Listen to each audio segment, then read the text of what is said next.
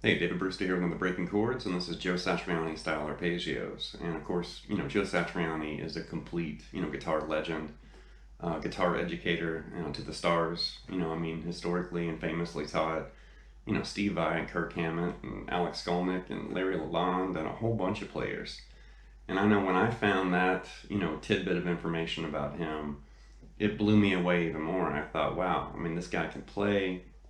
He definitely kickstarted, almost single-handedly kickstarted, rock instrumental guitar, and definitely pushed it back into popularity. And it was like the first time, since like the surf, era of the '60s that instrumental guitar music actually hit the Billboard charts.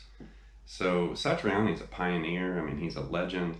And he's one of those players that I've always loved. I've been obsessed with him for, ever since I was in high school. I've seen him in concert a couple times. I even got to interview him for a website that I used to write for, The Music Edge, which was through NAMM. And that was around the Super Colossal, album release. And, interviewing Joe Satriani was a complete dream come true. I had like 20 questions ready. And yeah, it was awesome kind of picking the brain of one of my, heroes. And he was funny too. Some of my questions kind of made him laugh because I think he could tell I was a big fan. And anyway, complete honor. And but Satriani is one of those players. I've learned a lot from Joe Satriani, studying his music and studying his educational material. And there's basically four players that I highly recommend. There's tons of other players too, but there's four players that I highly recommend everybody watching this, run out and check out their educational material. Obviously Satriani, which is who we're talking about right now, but I've learned a lot from Satriani, Paul Gilbert, John Petrucci, and then also from Steve Vai too. And Steve Vai kind of, obviously, his 10-hour workout, his 20-hour workout. He's written a lot of articles and kind of educational material that really kind of opened my eyes, to some different approaches and different ways of, thinking about things. And I have had a lot of people ask me about books, and I have 10, published books. And I will make a video kind of outlining, what I've done and what I've, published and books and lessons and some of this material. But I did want to bring up a really insightful and interesting book that a lot of people out there, I don't think you really, know about this one, or maybe you just kind of overlook it because it is kind of skinny. It's like a 40-page book. So if you went to a bookseller or music store, you might see this and skim right over it because it is kind of skinny. It's very, kind of short and sweet. But this is a collection of 41 lessons that Satriani did for guitar for the practicing musician, back in the day, which don't look for that guitar magazine these days because it's been gone for a long time. But as many of you already know, that magazine back in the day was worth, its weight in gold. It was, full of transcriptions and lessons and interviews, and they even had posters and stuff. And, my bedroom walls as a kid was decorated with, things from that magazine. But it's just a kind of a compilation of all the, lessons and articles he made for the magazine. And in it, you might be a little confused because, certain lessons might be all text, like this, whereas other lessons might have, like chord diagrams or fretboard diagrams. So it might look a little different, on paper compared to what you see online or in other books. But this is a really, really good book. I love his ideas. They're kind of left field or right field.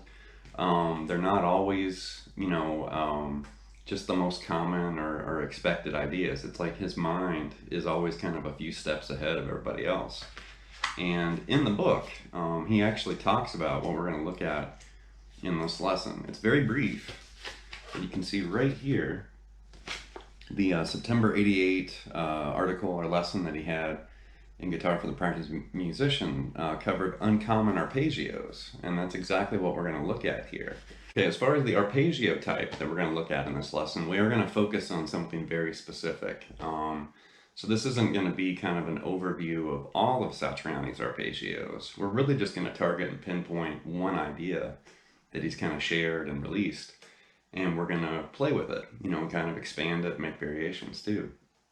So if you're familiar with Satriani's music, you can definitely hear this in the song "The Mystical Potato Head Groove Thing," which is kind of a tongue twister. But that's from "Flying in a Blue Dream," and I've always loved that tune, and you can definitely hear it in that song.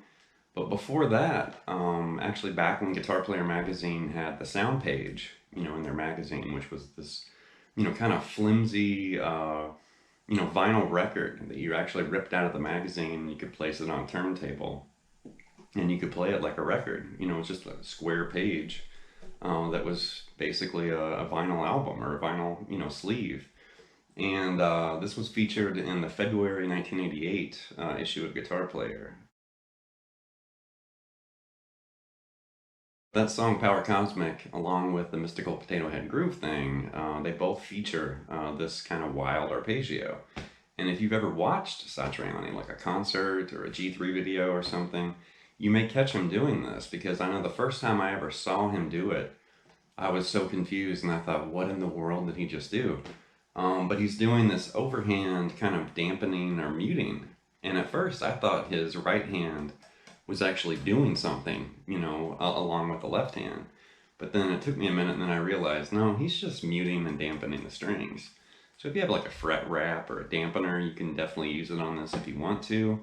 I will demonstrate the overhand approach, but to get started here, let's just learn the arpeggio. Let's slow things down.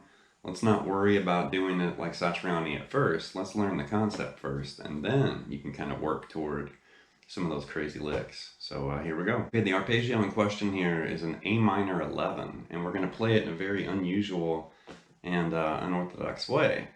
So if you have more than 5 fingers on your fret hand, you could probably play this, you know, a little bit more comfortably. But for those of you like me that only have, you know, 4 fingers and a thumb, we're going to play it like this, and I'm going to go very slow, but this is a A minor 11.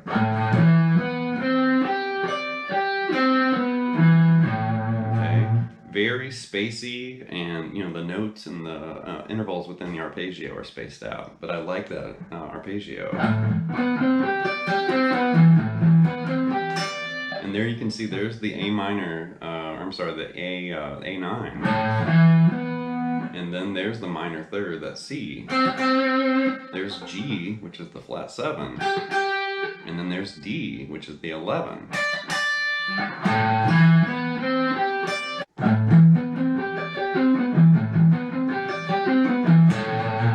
Definitely play through that and kind of use, you know, alternate picking or economy picking. You could sweep it too if you wanted to. If you're a daredevil, you could sweep through it. But then, as I mentioned earlier, you know, what you see Satriani do is his right hand actually comes over and dampens or mutes behind his fret hand, so he can do something like this.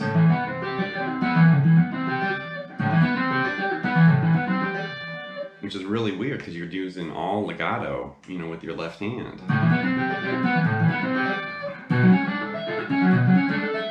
And you can definitely move it around too, which is really, you know, different. But let's go back to just picking it, and let's just kind of go slow here. We don't want to hurt anything. Now I'm guessing for some of you, that might be a really big stretch, and it might be very uncomfortable to play. You know, it's 1 note per string.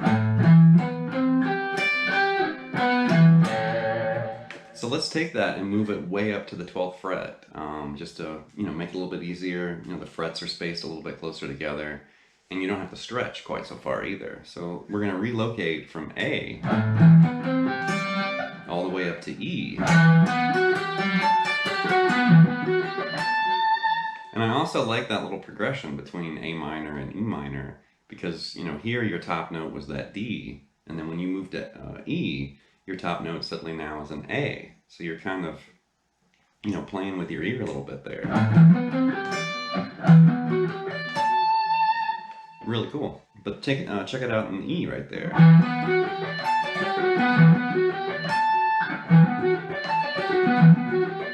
And you could definitely do the overhand approach. And the key there is you might want to use, I'm using my neck pickup. I'm not using a lot of distortion or overdrive. There's a little bit.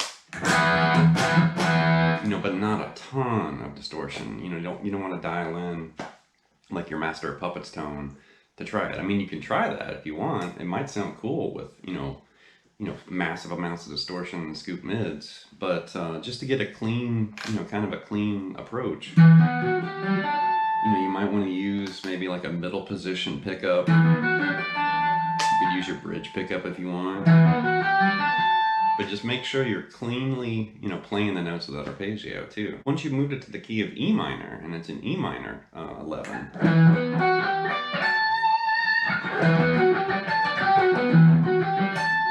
I would definitely recommend, practice playing it ascending and descending. And don't worry about breaking the speed limit or, impressing your neighbors or whatever. Just go slow. So there's E. If you move down a whole step, then there's D minor 11. And that would be like the 4 chord if we're thinking of A minor. It would basically, kind of imply the 4 chord there. And then return to A minor and you're back at the 1 chord. So you can kind of think of that as a 1, 4, 5 in A minor. The 1, 5, and the 4. In the song, the Mystical Potato Head Groove Thing from Flying in a Blue Dream, which that's the track that sounds like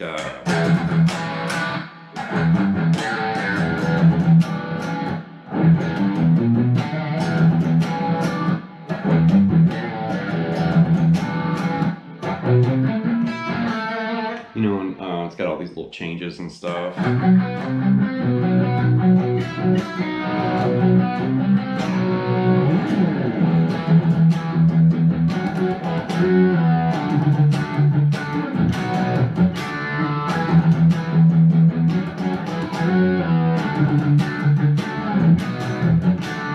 But in that tune, you'll hear everything kind of stops, and you'll hear this.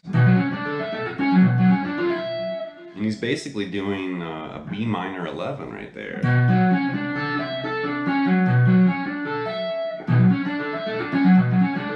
And he's definitely doing the overhand, kind of dampening or muting there too. And then he moves up and he goes basically to a D major, a D major 9 sharp 11. So you can see the shape has changed just a little bit. So we've still got that D9 kind of thing there, but then now you can see we've got a major third. There's C sharp right there. And then also that G sharp up there, which would be the sharp 11. So the tonality changed. We went from that B minor 11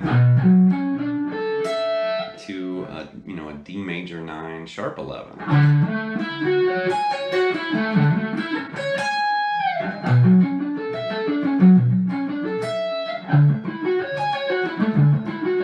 A very futuristic kind of sound, really cool.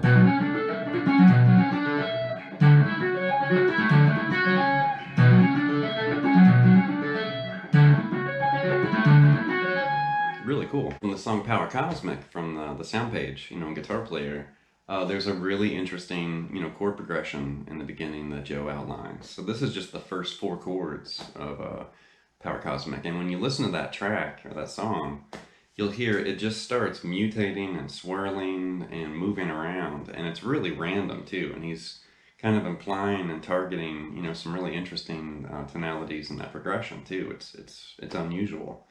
But it starts off, I'm just going to go really slow. I'm not trying to impress anybody out there. But here's A minor 11 to start with.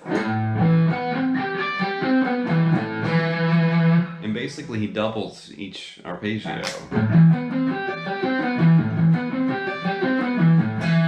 And then he's going to take that and move it all the way up to an F major 9 sharp 11. So you're going to be up here.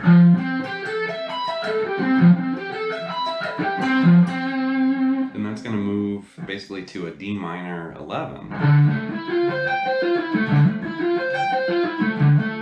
And then a B flat major 9 sharp 11.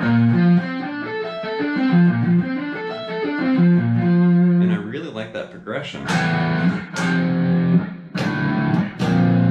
If you just look at the 9 sequence there at the bottom. It's really cool.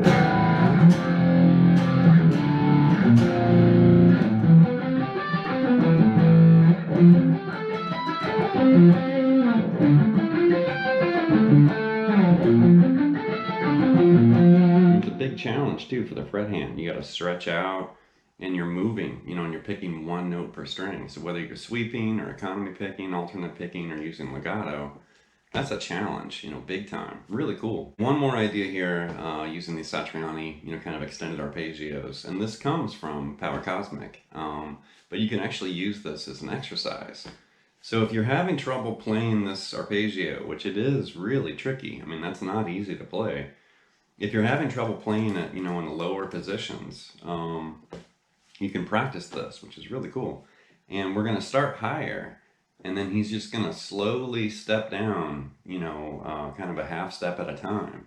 And it's going to slowly kind of spread those fingers out, and you're going to stretch more. And it also has a really cool sound too. When you hear it, it's like, hey, that sounds really cool. All right, we're going to start with this F minor 11 right here, and I'm going to walk through this really slow, but it looks like this.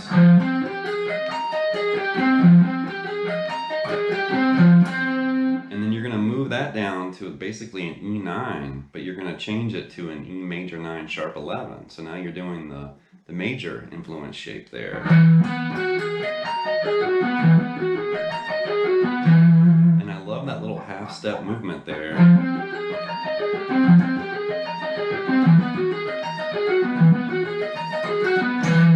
And then you're going to move to E flat minor 11. And then D major 9 sharp 11. And then D flat minor 11. And then C major 9 sharp 11.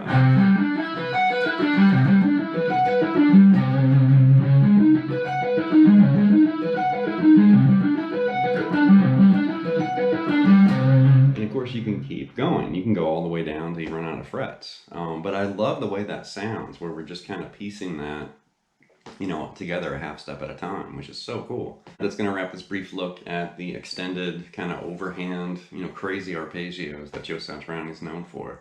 And he doesn't really do this, this idea anymore. I mean, he still does when he plays Mystical Potato Groove Thing.